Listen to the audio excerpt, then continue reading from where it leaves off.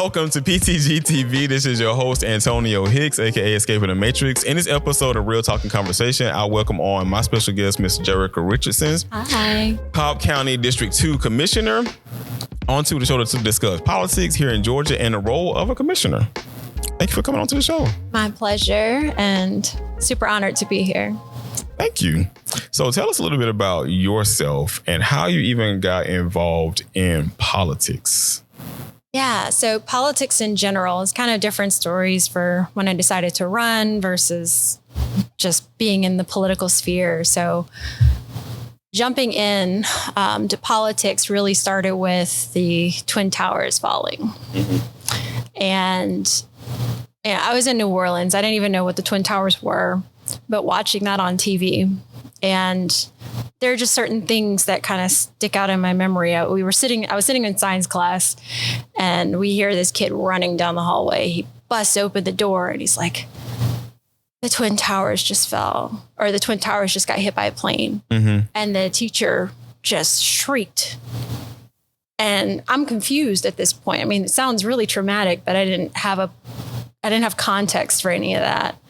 And so there was that one TV in one of our teachers' classroom, those old TVs. It was nailed up into the corner. Uh-huh. We go marshaling down the hallway, and we just sat there watching TV, watching the towers fall. And my father... my parents came and picked me up out of school that day. We were all like literally just our class, just sitting, watching the TV screen. And he wanted to be close to his children that day. But when I went back to school, things were really strange. I had a friend, she practiced Muslim. Uh-huh. And if you recall, at that time period, there was a lot of angst. Oh yeah, against the Muslim community, yeah. All the way down to sixth graders who would treat each other differently, and that left the deepest impression on me. That words just uttered by people on TV could sway how kids interact with one another. And I remember I had asked her, I was like, because it didn't sound right. Some of the things that I had heard, I was like, I'm pretty sure your religion doesn't say this is a good thing. And she's like, no, this is not. And this is what it is. And so it made me ask more questions about foreign affairs. And so at the time, I was also a weather nut. I watched the Weather Channel religiously, very much a nerd. But I also now watched politics and did research, and my mom definitely fed my hunger there by printing out news articles and bringing those home so that I could just read through them and try to understand what was happening. And so my social studies fairs projects definitely revolved around that space. But for me, it was that first step into, okay, the power goes beyond policy. Mm-hmm. And there are so many things that we don't know and so many things that we don't understand. And I certainly wasn't taught things. It was self-taught in terms of how this stuff works. And so I've leveraged politics throughout my time, knowing how much power is concentrated within that space. So fast forward, I got into the Atlanta political scene by pursuing music. I'm a singer and tried to break into the music industry here. And as you know, a lot of entertainment attorneys run for office. Do they? They do. No, I didn't know that. Yeah. So I used to go to these Grammy parties and all these things, and all the politicians would be there as well. Mm-hmm. So my network grew here. And when some of them decided to run for office, I started helping them run for office. So I've had a chance to watch Atlanta politics over the time since 2005, because I came up here with Hurricane Katrina. So that was another kind of jolty time in my life. You're one of them people. I am. So, and I'm not saying it in a bad way, but she's one of them people. So, just there are certain things in my life that have kind of marked the role of politics. And like I said, I've leveraged it in different ways. So when it came time for me to consider running for office, I really wanted to utilize policy to address systemic issues, because I don't see a lot of that. And the problem with addressing systemic issues that some may perceive is that you don't really see those flowers grow overnight. You're planting seeds, you're building infrastructure, you're laying a plan, a framework. But over time, it's on solid ground. It's good soil, and it grows, and it's impenetrable. So I wanted to do that in that role, as opposed to kind of the more flowery aspects. And granted, as an elected official, I try to do a healthy mix of, here's something that we did and we got a chance to enjoy it. But my main priority it's laying that groundwork, because we have real systemic issues that don't seem to go away, but there are ways for us to get real progress on them.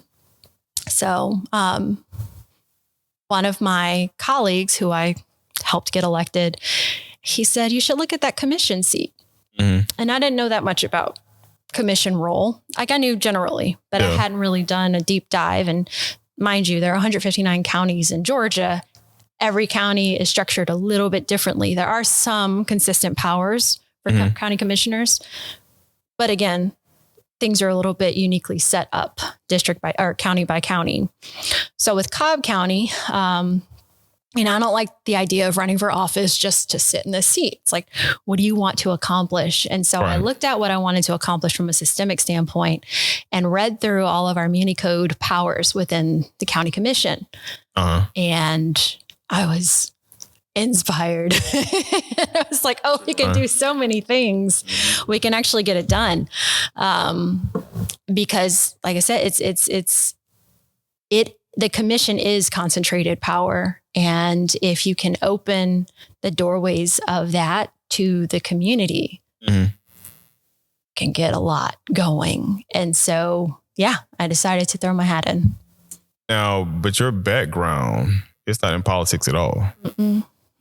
Engineer by trade.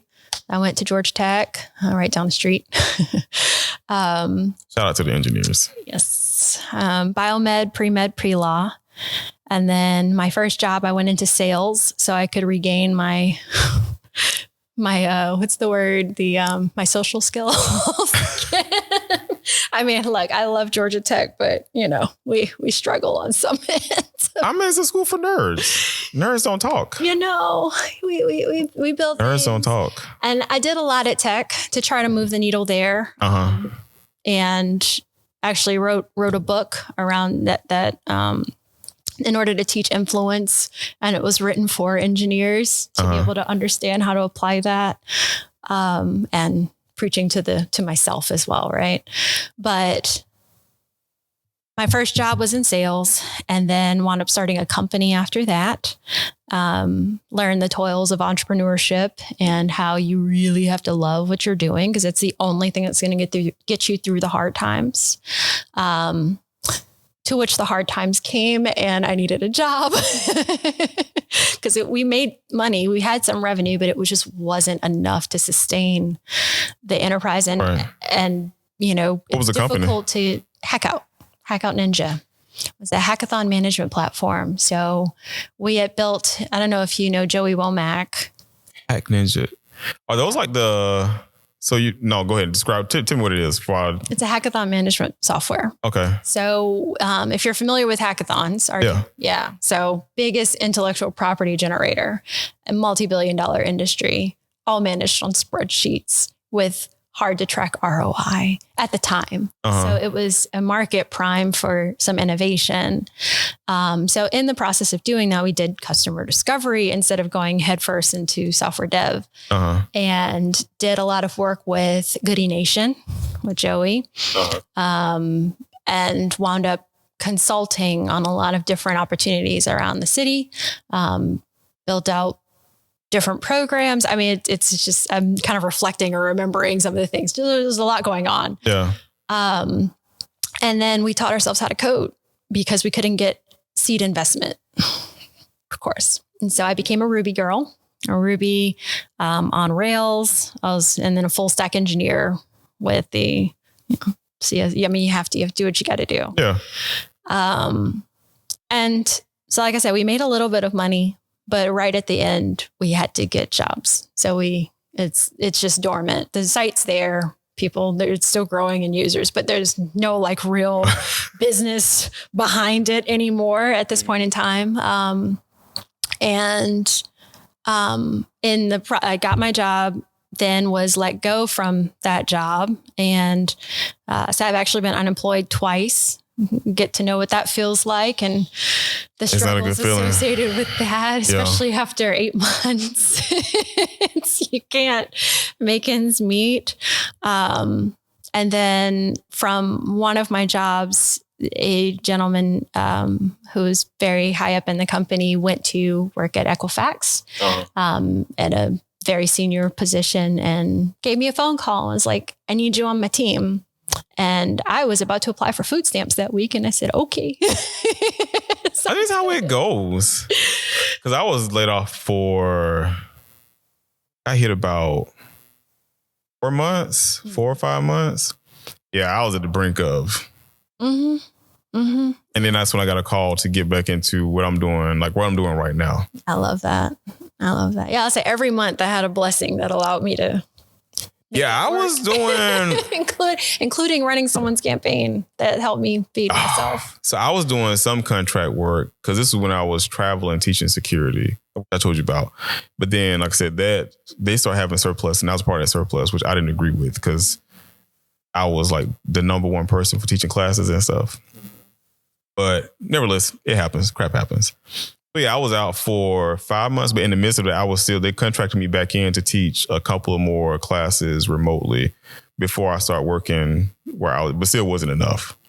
Like unemployment is not enough. No. It is not enough for people to survive off of. No, it altogether may allow you, and not even in today's numbers, but in 2014 numbers, 2015 numbers, it will allow you to pay your rent. Yeah, not now. That's it. Not now, but 2015 numbers then. And that's it. Not your insurance, not your car, not your food, not any medical expenses, not any of the utilities, like none of that. So gas. When did you find your voice to speak out? Because I know when I found mine, but when did you find yours? I guess it depends on what you mean by speak out.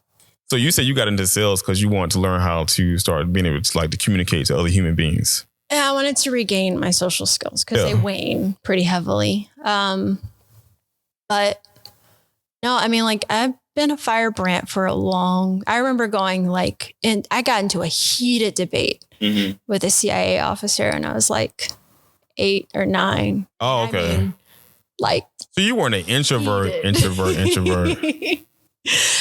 No, I've never been an introvert when it's time for me to get on a soapbox.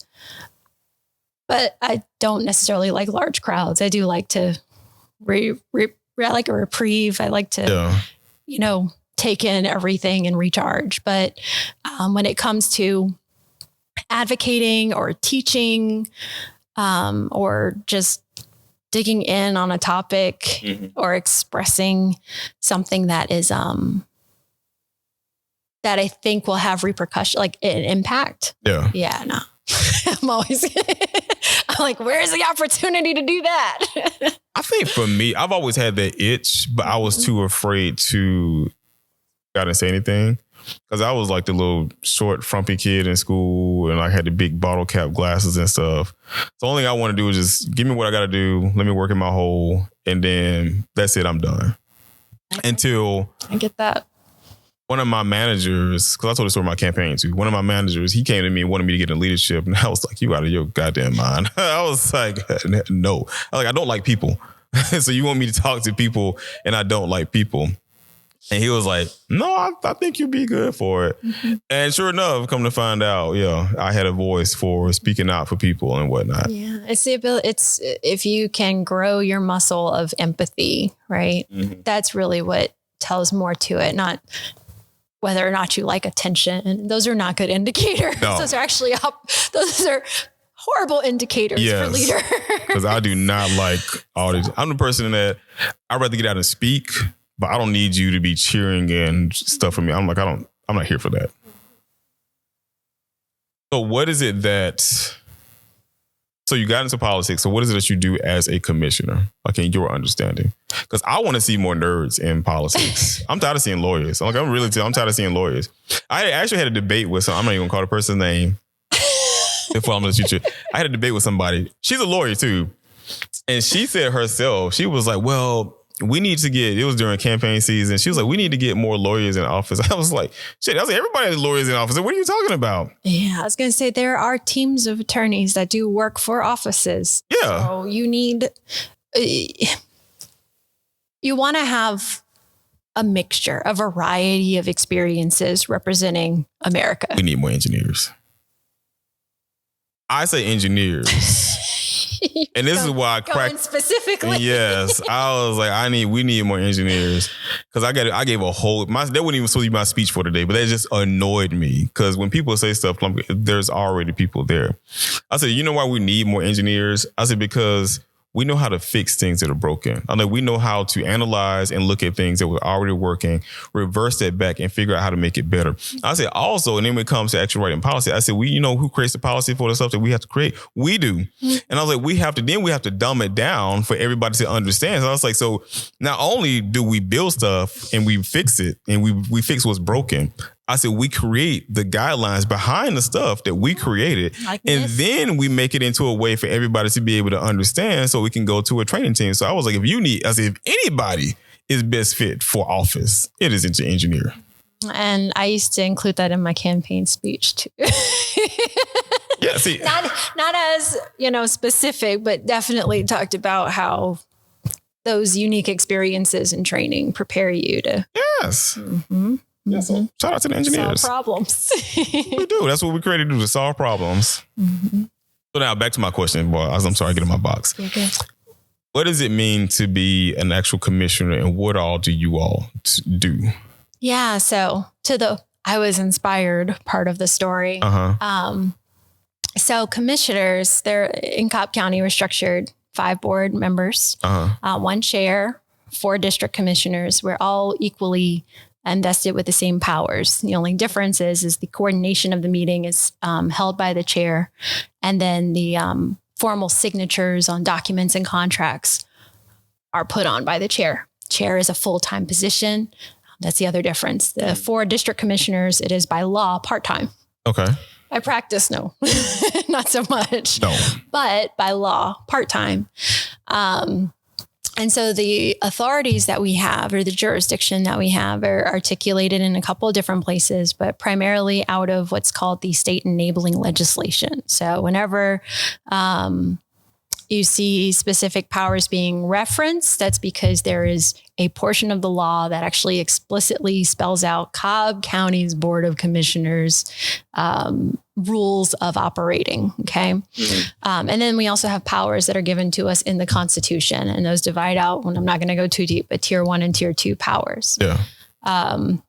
But on the what can a commissioner do? So what we have oversight over is really general welfare of the community, which includes things like policing, fire, power, water, air, sanitary systems, economic development, libraries, parks, the roads, transit, you name it. If you see it and you engage with it in your community, chances are it's the county commissioners. And it's only 5 of us, which means if you can count to 3,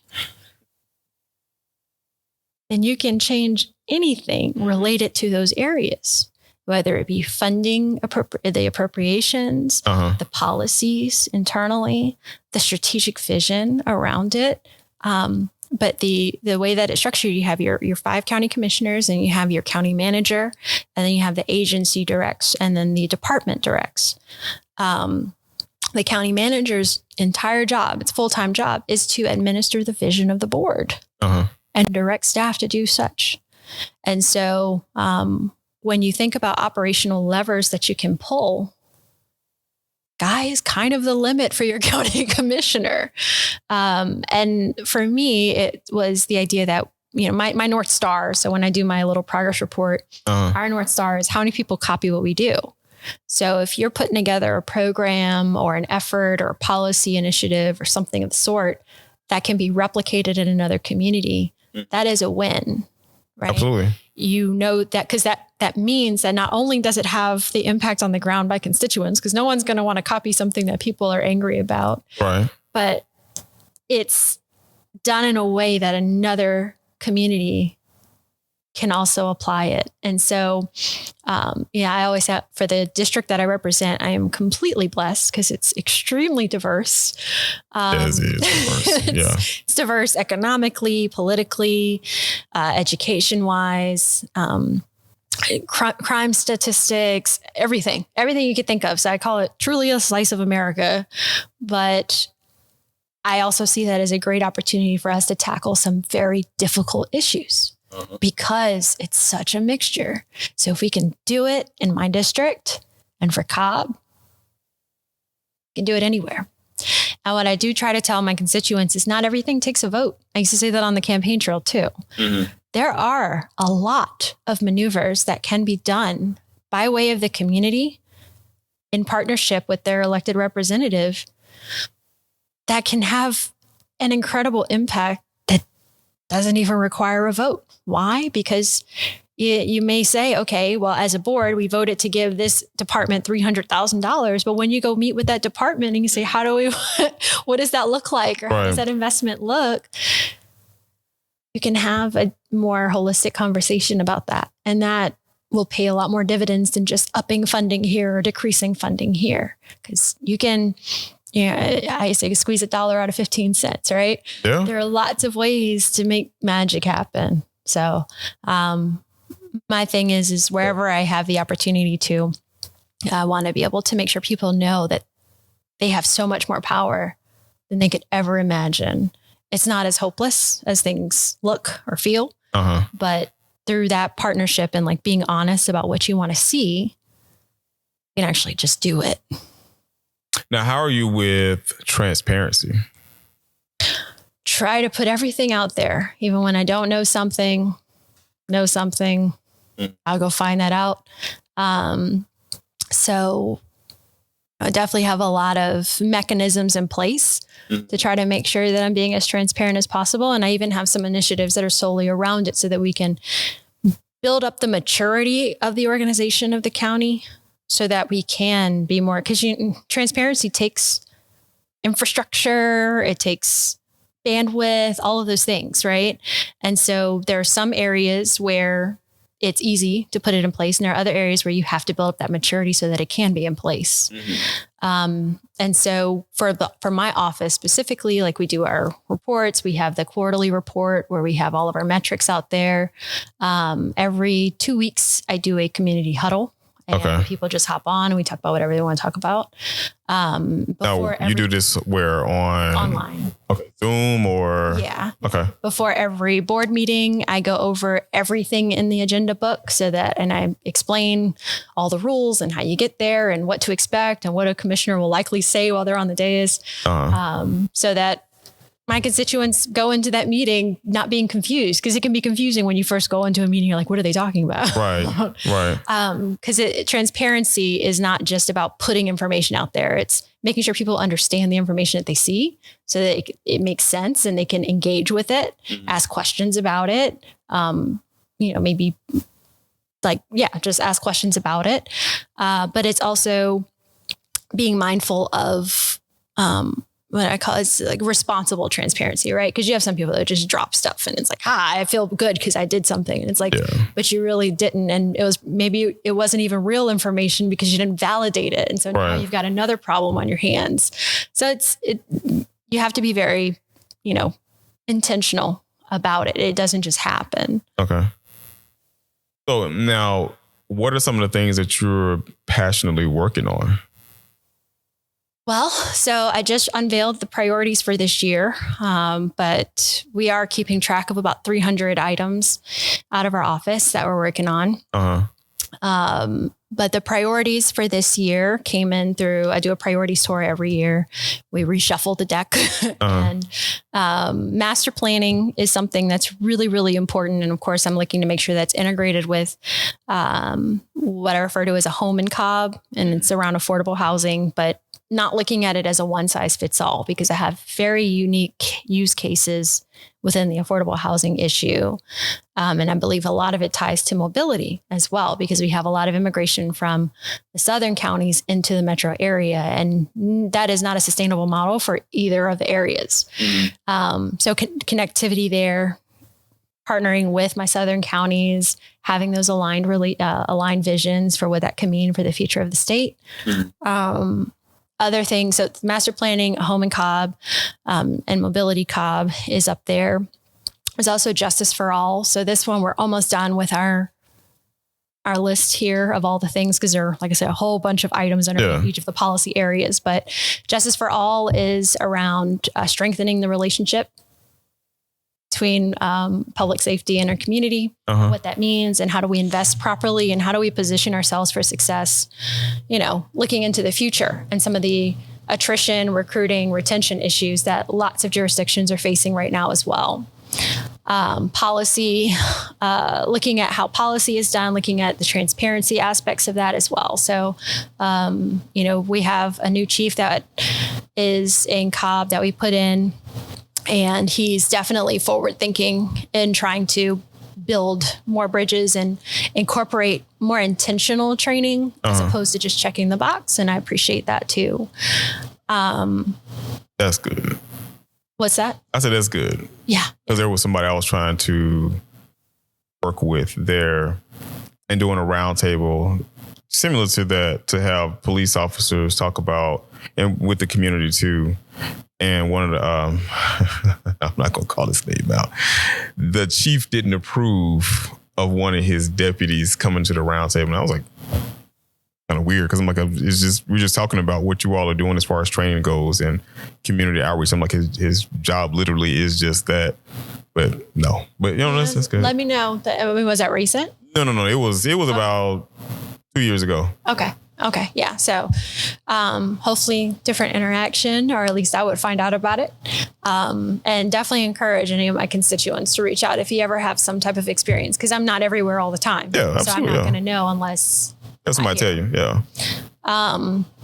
And there have been a lot of changes within Cobb PD over the last 5 years. Okay. So I don't know if you had heard about an incident that happened with one of the commissioners. She's now our chair, but at the time, commissioner, and it triggered an internal investigation. And that, I would say, a good percentage of those policy recommendations have been implemented. They can't all be implemented overnight, but good percentage, and they're still working on implementing the others.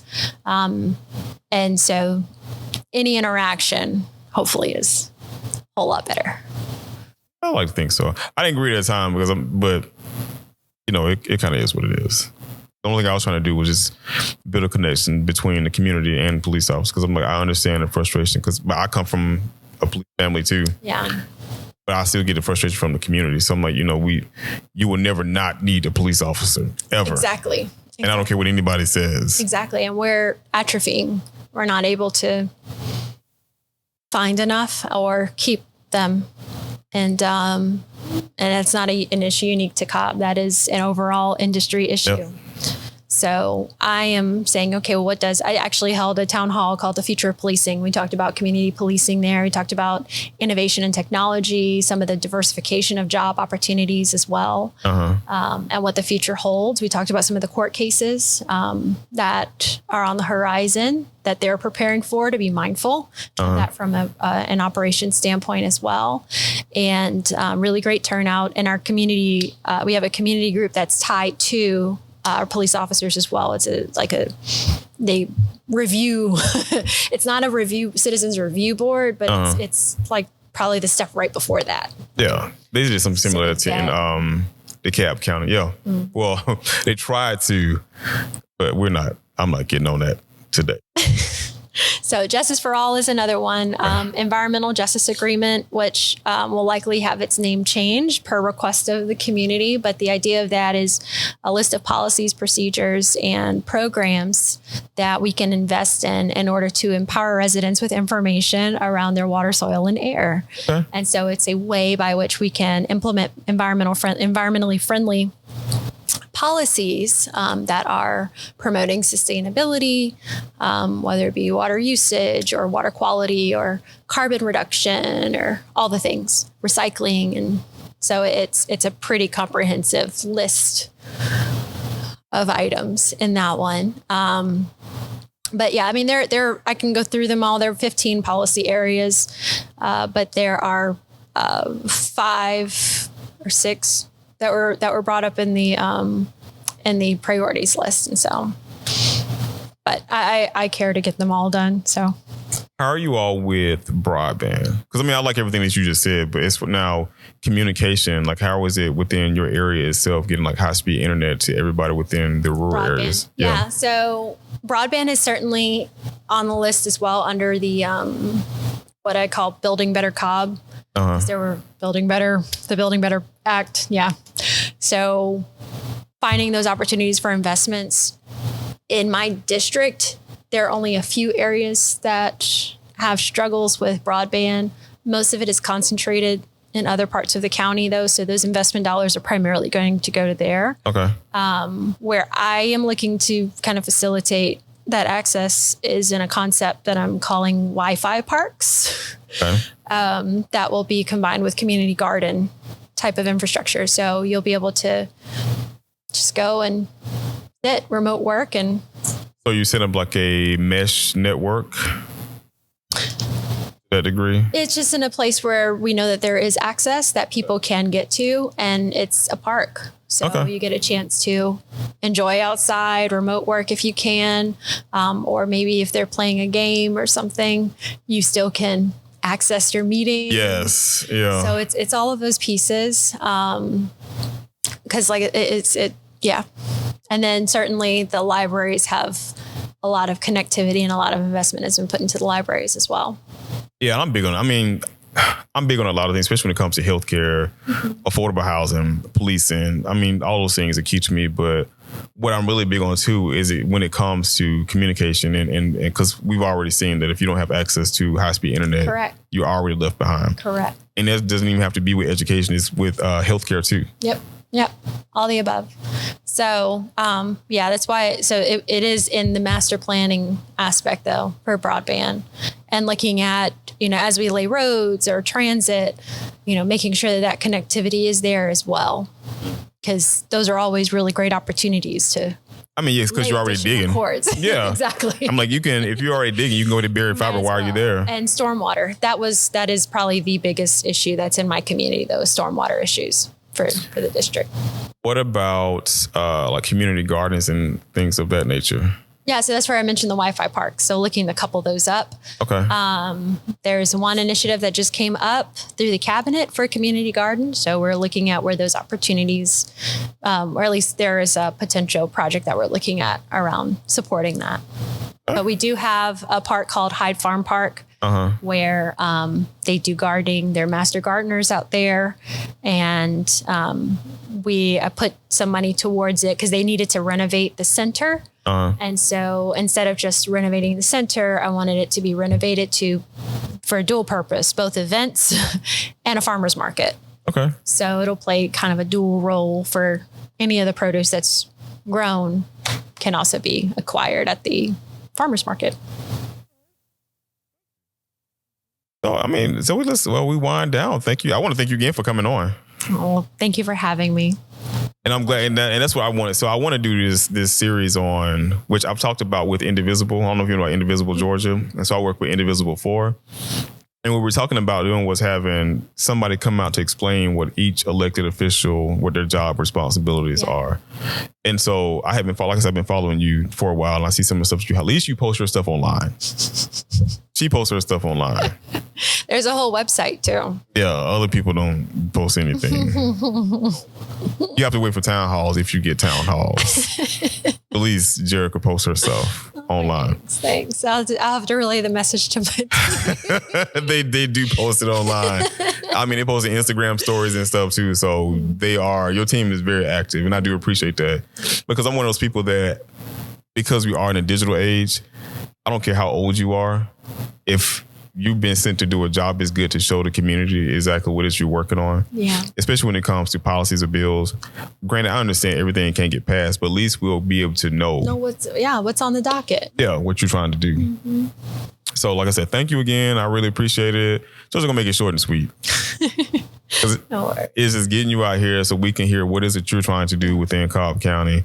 And then that's still a reflection of what other commissioners are supposed to do when they're each in their individual counties. So absolutely. My pleasure. And if you can tell me where they can find you at. So D2 Cobb, District 2 Cobb is the best way to get to me. Has all of the things that I'm working on, priorities, but also my calendar is there. And I actually just modified the settings. So now I have even more hours available to the community. But because my time to rest. My day job was certainly taking up even more. So I had to modify a little bit, but my calendar is on there. And ways to connect with the cabinet, that's also on there as well. So if there are any ideas that you have in the community that you want to see me working on, the cabinet is the best way to get those ideas up, because we tend to turn them right around the next month. So. And what about the other group that you're working with? They were at the event. For which it stands. Yes. So that's my non-commissioner hat. Okay. It's a 501c4 that I started in order to, I'm not running it. I have other people involved. There is somewhat of a curtain, but I founded it because the goal was to empower local voices and strengthen local control. And to do that through educational efforts, and also taking what we learn and want to see from a local control standpoint with checks and balances, and actually advocating for those changes in law so we can increase the amount of power and influence that the community has. And where can they find that at? forwhicitstands.com. So it's just like the Pledge of Allegiance, except I didn't want to plagiarize. So it's not stand, it's we don't want to do that. I just interviewed a trademark lawyer. You don't want to do that. stance.com. It's very exciting, and it's wonderful to see the light bulb go off when people realize just how accessible policy and politicians can be when they know the in and outs of what's happening. So one thing I do ask is that you leave with a positive final thought that you can give back to the community. Okay. Just going to go back to the power. The greatest lie ever told is that you have no power. It's just not true. So thank you again for tuning in. Thank y'all for tuning in. Like I always say, live, love, laugh. Live for today. Laugh at things you have no control over, and lead in love with your heart. I'm Antonio Hicks. This is PTG TV. Matrix out. Thank you. Thank you.